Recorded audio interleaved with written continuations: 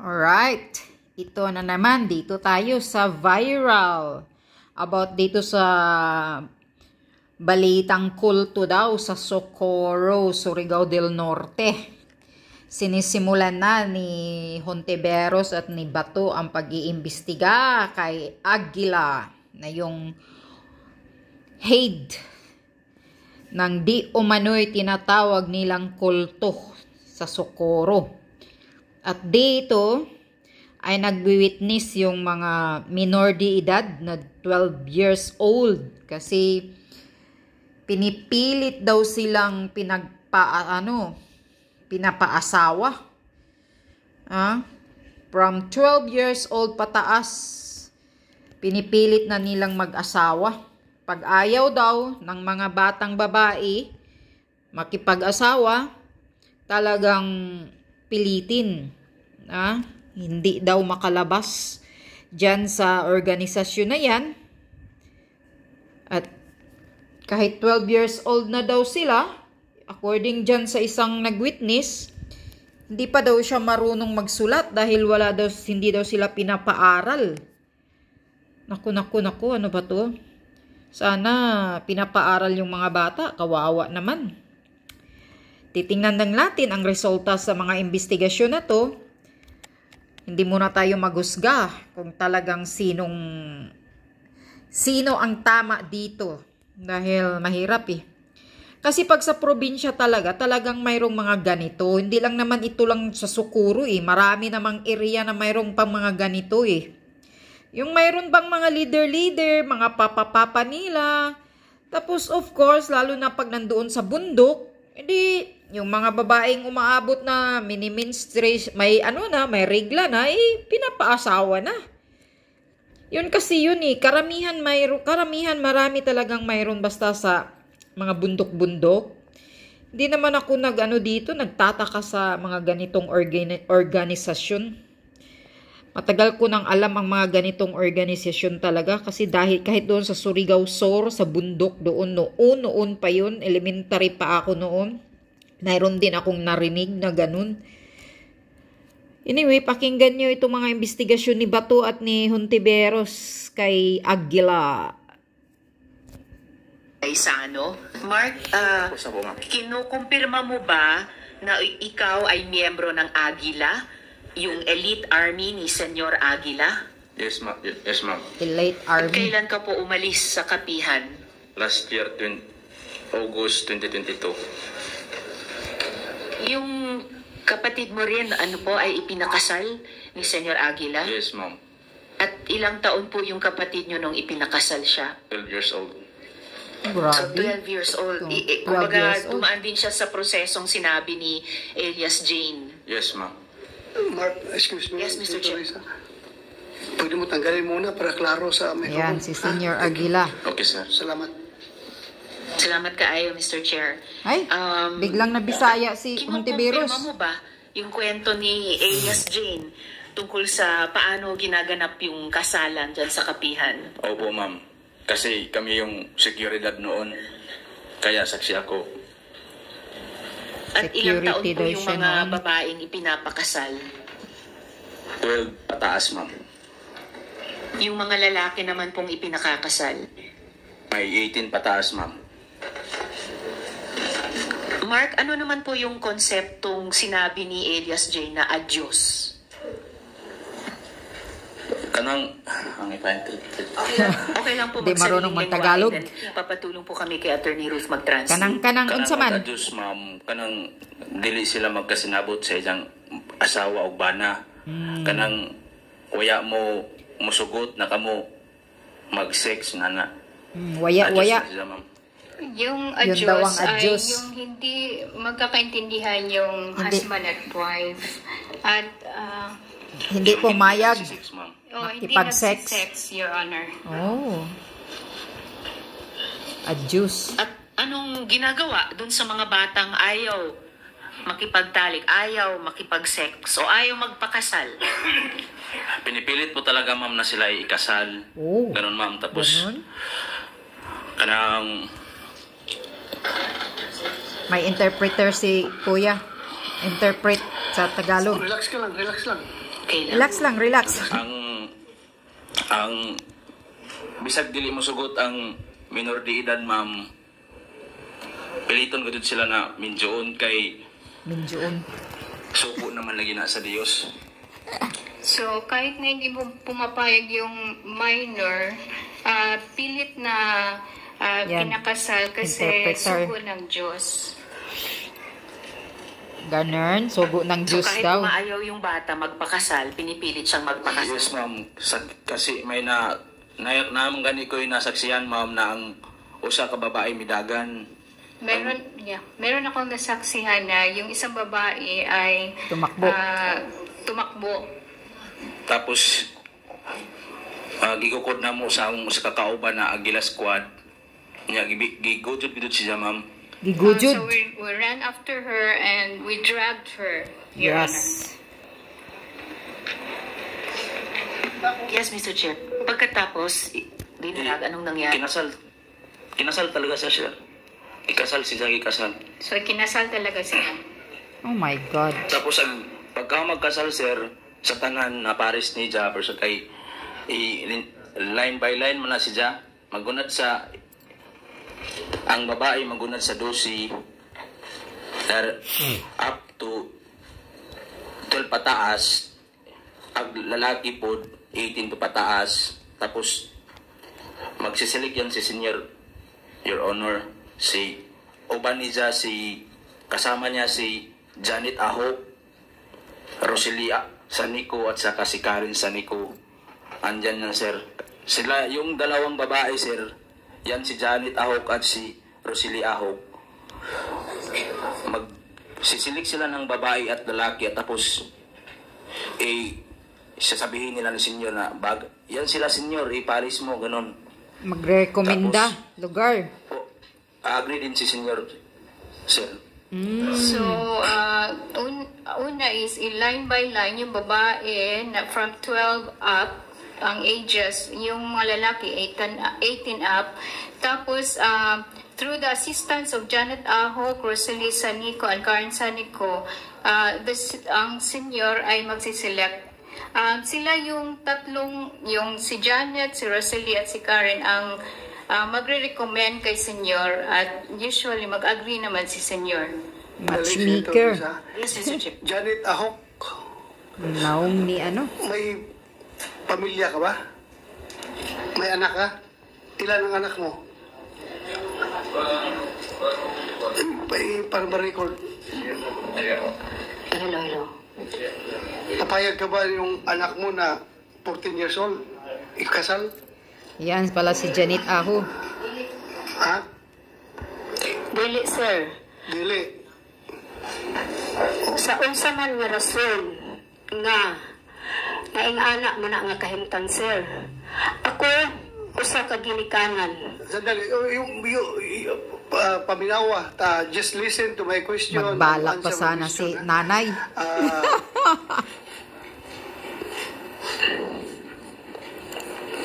Narinig mo yung sinabi niya na kayo na nag-facilitate pagkasal ng mga bata. Matchmaker. Tinuod, sir. Yan, matchmaker ka pala nanay. So, we will go back to you later, ha? Pero kung totoo man niya sinasabi niya,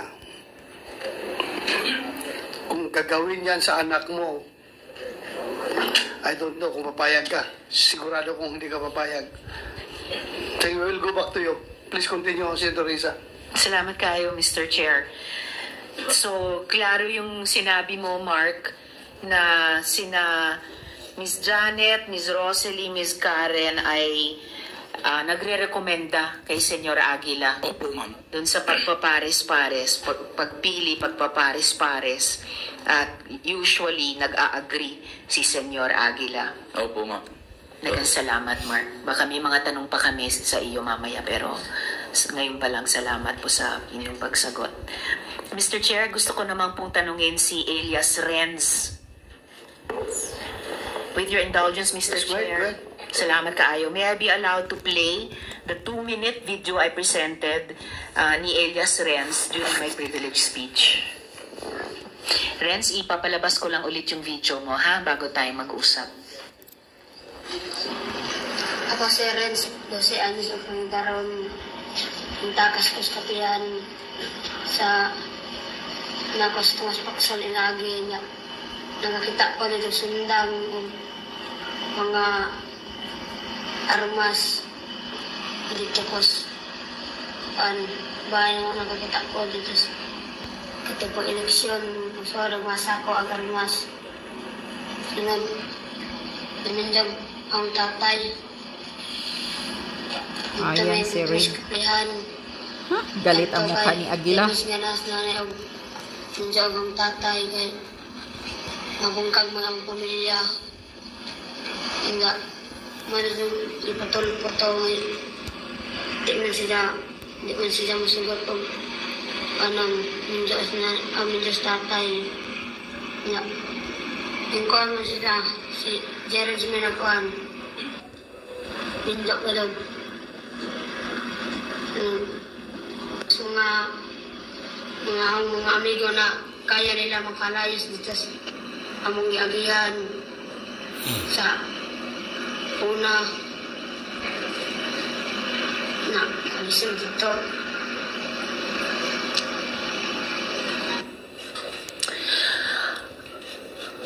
Okay, Renz. Your Honor, for a while, Your Honor. Sure po. Sorry. Naiiyak na si Renz. 12 years old pa pala to. Hindi nag-aaral daw siya. Hindi daw pa siya marunong magsulat.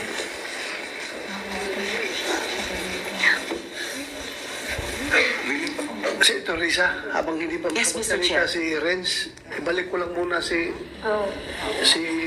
Mark. He will be ready in a while, Your Honor. Yeah, Sige lang, Renz. kaya ayos lang muna yan pag pwede nung salita. Mark. Sir, yes, sir. Nakita mo ba mga anak ni Janet Ahok doon sa loob? Yes, sir. Mismo yung anak niya na maliit, yung 12 years old ay kasado na po. Kasado na? Yes, sir. Sa isang Booking. babae na minor de edad. Anak niya kinasal din? Yes, sir. Oh, Janet, sabi mo ayaw mo Ang pumayag. pangalan ng kanyang anak, sir, Jumong. At Jumong. saka yung babae, ano yun? Janet, may anak ka na Jumong. Pangalan? Naa, sir. How old na si Jumong? Sa karon mga 15. 15. Nung kinasal siya, anong edad niya? Dili man siya, sir, Minjo. Ha? Dili siya, Minjo, sir. Dili siya minjo. Oh. Sulti ni Mark, kasal daw. Dili si Jaminjo. May bata isa, sir. Ha? Pero may anak na, dili Minjo. May anak na si Jumong, wala pa? Bahay mo usubay ko, anak, sir. Hindi, sagutin mo. May anak si Gusto Jumong, niyang wala pa? magpaliwanag kung paano Naana siya anak, sir. Oh. Pero waya siya nagminjo. Waya Ang si isa Jan. bay kung unsa ang sitwasyon, sir, pwede. Sige. Ang bata, sir, medyo na ni si Jai pagkasiawon gamay. Tungod sa social media nga ijang nakita sa sige gamit sa cellphone, ahong nabantayan nagahong anak nga mura si Jai og naay pagkapalikirohon gamay. Okay, sige, palakiro. Ganito. Palakirhon. Anak pa kahit tabuas, sir. Just answer my question. Laktod, sir. Ibang anak, si Jumong, 15 anyos karon doon ay anak. Oh, sir, How na. old yung anak, yung apo mo, anak ni Jumong? How old? Mga mag 2 years na. 2 years na. Sinong mother? Si Matsay, sir. Saan si Matsa ngayon? Naa sa kapihan. Nasa kapihan. Oh, Paano booking sila ka. nagkaanak na hindi sila kinasal? Dili man sila nagkasal, sir, tungod kay nag-uyab man sila. Ha? Nagkauyab ang maong mga bata. O dito, nagkahilamit sila. Nagkaanak sila, sir. O, nagkaanak ha? So, panindigan mo yan ha? Opo, sir. Ako, I'm just warning you. Kapag ikaw magsinungaling dito sa hearing na ito, pwede kitang i-cite in contempt at ikukulong kita. Opo, Ha? sir. That goes to everyone here. Ha? Huwag tayo magsinungaling. Dahil ang purpose nitong hearing na ito, makamit natin ang katotohanan at justisya. Wala tayong dapat itago. Opo, Kaya sir. hindi ako mag-i-hesitate, ha? Na ipag-isite kayong contempt at ikulong kapag kayo magsinungaling. Buti yung klaro tayo para walang sisihan. Ha? Ulitin ko, Mark. Nakita mo kinasal yung anak ni Tahok? Yes, sir. Sino kasama niya kinasal? Madami, sir. May mga minor de edad din. Sila yung pinakaunang kinasal na minor de edad, sir. Oh. So, sino ngayon nagsinungaling na Janet Tahok? Si Mark o ikaw? Si Janet, ito, si nanay. Suhin mo mga sagot mo. Dahil, as I have said, hindi ako mag-hesitate na ikulong kayo dito kapag kayo nagsinungaling. Dili mga Sino nagsinungaling? Dili mga Mark o tukuan ikaw? sa mo accept kay magalag-uyab na lagi sila. Ha? Wala may gikasal ni senyor, hila binagahong anak. Nagninjo sila sir, ila ng kabubuton. Dili na pinagbutan ni senyor, labi na naho.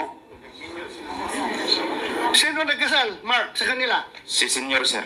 Si Senyor. Senyor Aguila. Senyor Aguila. Sumagot ka. Senyor Aguila.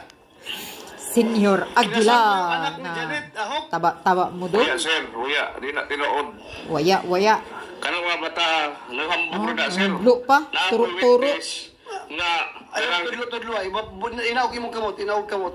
Kami rin pwede magtudlo-tudlo diri. Inaog imong kamot. Sige, padayon. kanang mga kuwan, nga ng mga bata, Tudlo gid naghambog siya. na, sir. Ato. Naghambog Ito na mga mga bata bata. na ito, nagyayabang lang. Kay ang pakananan na si Dilito, Ha? Oh. Ano? Ulo. ang pakananan na si Dilito kay naroon siya kasuko sa abong grupo sa bayanihan. Layo mo ba? Nag-usap tayo dito sa anak ni Ahok. Bakit mo idadamay ka ditong si Kwan? Ang ipasulti si Board Paberto Galatida. Mamaya na, I am just asking you. Just answer me squarely. Kinasal mo ba yung anak ni Janet Ahok o hindi? Waya, hindi. Waya. I will go back to you later. Please continue, Senator Risa. Salamat kaayo, Mr. Chair. Thank you, Mark. Thank you. Mukhang Thank may you, sir. mga batay sa testimonyang natanggap namin sa mga victim survivors, mukhang mayroon ngang hindi nagsasabi ng totoo. For the record, Mr. Chair, yung anak ni Miss Janet, kahit belatedly, sabihin ko na lang, alias J, 12 po nung ikinasal. At yung asawa ni alias J ay 12 years old din nung ikinasal mula sa kanilang barangay. Ayon sa mga victim survivors, nagkakilala lang sila nung ikasal na sila. Tulad ng karanasan ni alias Jane. Di niya nobyo yung ipinakasal sa kanya, nakilala lang niya nung araw na yun mismo. Ayon sa mga victim survivors, pati si alias J, na anak ni Miss Janet. At ayon din sa aming mga victim survivors, sinabi daw ni Miss Janet sa ibang mga bata, bakit ayaw niyo pumayag? Anak ko nga kinasal. So, meron po talagang kailangang mga balikan na mga sagot nila sa ating mga tanong. Pero, balikan ko muna si alias Renz. Handa ka na ba, Renz, na mag-usap tayo dito sa harap ng Senate Committee? Okay na po. Sorry, kailangan ko Andam ipakita na ba yung... ka, Renz, nga mo atubang sa committee? Opo. Okay, salamat kaayo. Sorry lang na kailangan ko ipakita ulit yung video kanina. May interpreter, So, Renz, para lang ma-confirm namin, ilang taon ka na ba ngayon? Pila ba mong edad? 12, Your Honor. 12 years old ka. Ngayon, ang sinabi mo dun sa video na pinakita namin ulit kanina, at ipinalabas ko ng privilege speech ko, sinabi mo dun, nakita mo mismo ang mga sako-sakong mga armas. Yung mga armas ba na yon, sako-sakong nakita mo, pekeng armas ba yon, Renz? Hindi. Hindi. So, totoong armas sila. O, katong pag-eleksyon. Nung election, Your Honor. So, nakita mo nung eleksyon. mga totoong armas. Props lang ba? Props lang ba yung mga armas na yon? Di, tinuod na na armas. Hindi daw, Your Honor, totoong armas. Totoong armas. Kaya ako tinatanong Renz ay dahil sinabi naman ni Mamerto Galanida sa isang interview na yung mga armas daw na yon ay peke lang. Tinuod ka na armas kay nagay armas sa kuan ujuan sa akong tatay si Sami. Totoong armas, Your Honor, may armas nga daw yung kanyang tiyuhin na si Sami. Okay, so Ujuan, yung may tiyuhin mo rin armas ay ang akong ujuan. merong ganung armas. Si Sir Sammy. Si na Waya totoong Waya. armas. Renz, bakit ka nasa foxhole? At paano ka nakakita ng sako-sakong armas? Dili to sa paksalong nakita dito sa kuan mo bahay. Hindi daw sa bahay niya nakita. Doon daw yung nakita niya sa bahay na nag-pass by yung sako-sakong armas, Your Honor. Sa bahay mismo nakita mo yung idinaang sako-sakong armas. Kaninong bahay yun? Ha? Kaginsang balay to. Ano balay? Bahay nila, Your Honor. Bahay ninyo. Opo. Bakit idinaan doon ang sako-sakong... kayo ba'y tinetrain para maging sundalo? Ha? Di-train ba kuno mo nga mahimong sundalo? Oh. Oo, Your Honor. 12 years old ka rin, tinetrain ka para maging sundalo? Opo. At nung nasa kapihan ka, tulad ng tanong ko kanina kay Elias Jane, nung nasa kapihan ka, nag-aaral ka ba? Wala. So, tinetrain ka maging sundalo at 12 years old pero hindi ka nag-aaral. Oh, wala ko nag-aaral. Hindi siya nag-aaral. Train kami dito sa kapihan. Trend na daw yan sa kapihan. Trend? Yes, Your Honor. Anong ibig sabihin, Renz, na trend yun sa kapihan? Kung sa ibuti pa sabot nga trend na sa kapihan, Renz. Sa barracks na mo magakot may kuan buhangin. Yatid Dutch. Sa barracks kasi daw nila is pinapakuha sila ng buhangin at ina-attendance, Your Honor. Barracks, so lugar talaga ng sundalo or ng barracks, lugar ng pag-train para maging sundalo? Opo. At pinapakuha kayo ng buhangin? Oo. Para saan? Para sa among barracks. Para sa barracks nila, Your Honor. Okay, so pinapakuha kayo ng buhangin para i-construct or para gamitin sa barracks. Oo. So, parang tanong ko rin kanina kay Elias Jane, no? Halos hindi ko na kailangang itanong. Pero Renz, bakit ka ba tumakas sa kapihan? Kay wala may eskwela na. Karon bisag 12 yung edad. Di pagyamo ko imamusuhat. Wala kasi silang pag-aaral, Your Honor, at 12 na yung edad niya, hindi pa siya marunong sumulat. Oh, ganon. Sakit naman yan. Hindi pinapaaral. Sorry, Ren, sorry. Mr. Chair. Sandali. Haring sa, Haring Aguila. Haring Aguila. Totoo ba na hindi nyo pinapaaral itong mga bata? Hindi nyo pinapalabas sa inyong kapihan?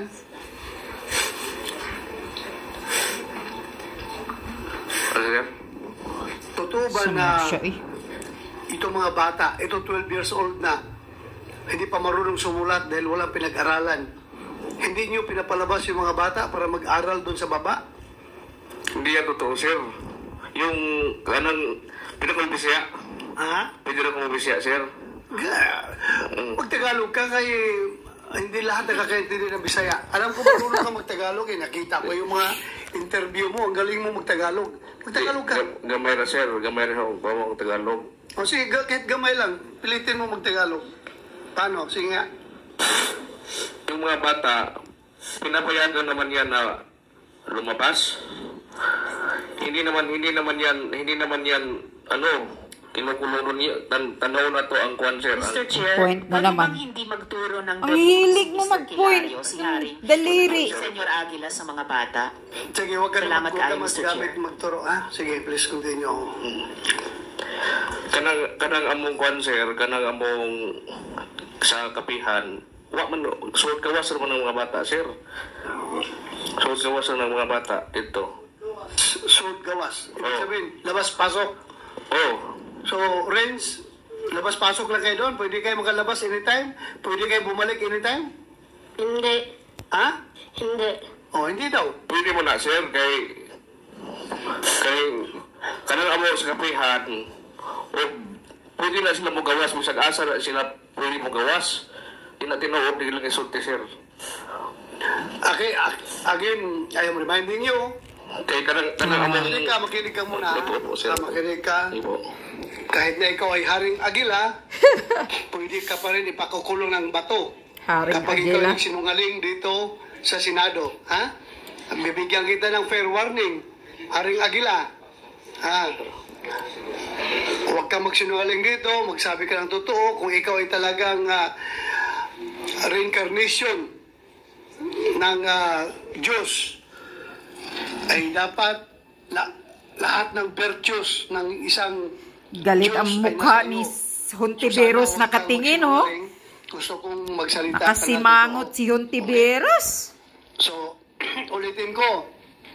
Again, for the record, mga bata ba pwede mag-aral habang sila ay nasa loob ng kapihan? Pwede silang lumabas?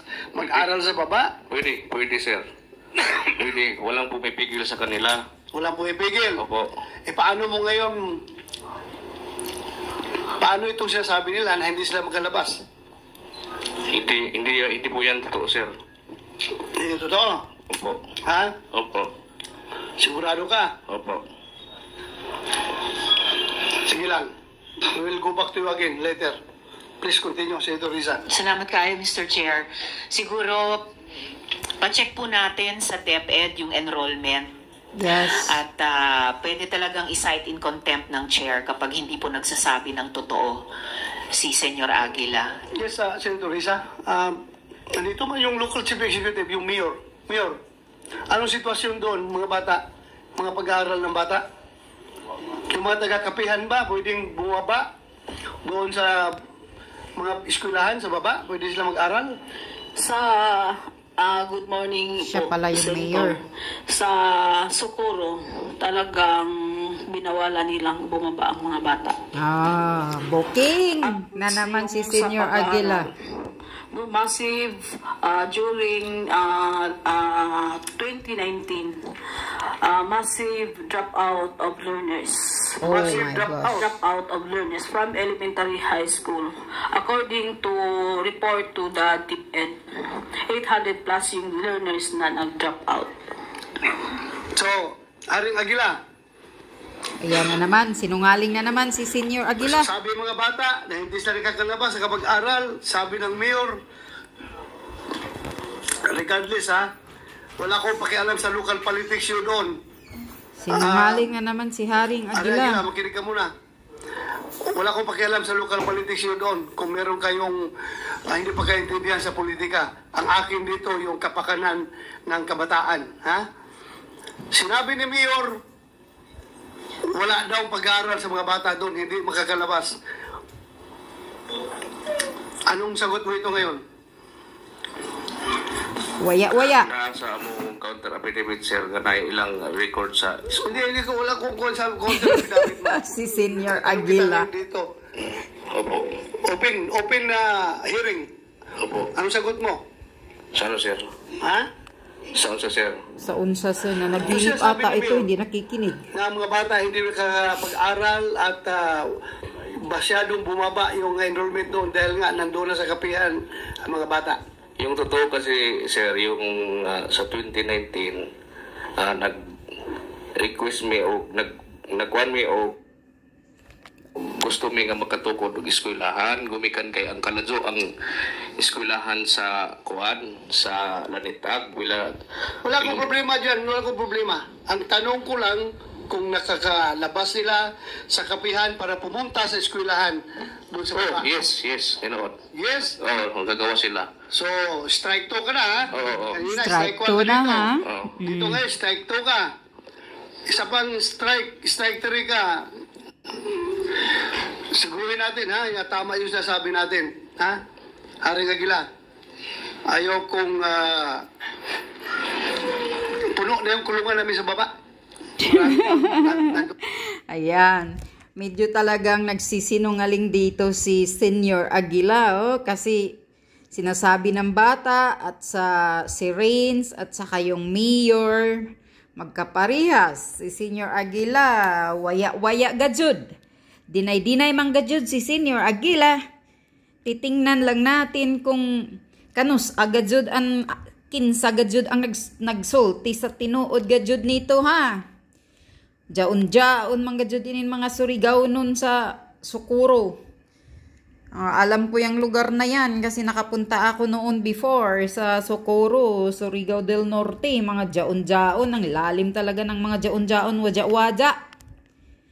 Anyway, ito ang unang hearing sa kanila. Susundan natin tong balita na to kung ano ang mangyayari. Sino ang nagsasabi ng katotohanan dito?